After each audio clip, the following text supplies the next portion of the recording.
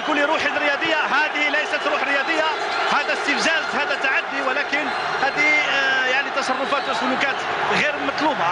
نتمنى ان تنتهي المباراه بروح رياضيه كما تعهد القائدين على ذلك.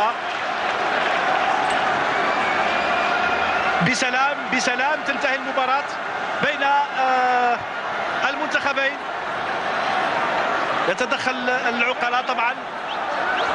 جبور هو المستهدف الآن، واضح محاولة الاعتداء على جبور، محاولة الاعتداء على بعض اللاعبين الجزائريين. محمد سعد القائد الليبي كان تعهد، ولكن ليس هذا هو المطلوب. هذه تصرفات لا تليق وغير مطلوبة.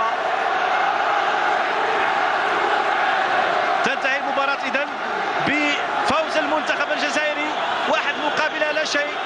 يؤكد المنتخب الجزائري التفوق اليوم، أيضا يفوز بهدف مقابل لا شيء، يؤكد أنه الأحسن والأقوى والأفضل على المنتخب الليبي في انتظار مباراة العودة بالجزائر في 12 من شهر أكتوبر. شكرا لكم على المتابعة والاهتمام، نلتقي بألف خير إن شاء الله. إليك الخط نور الدين.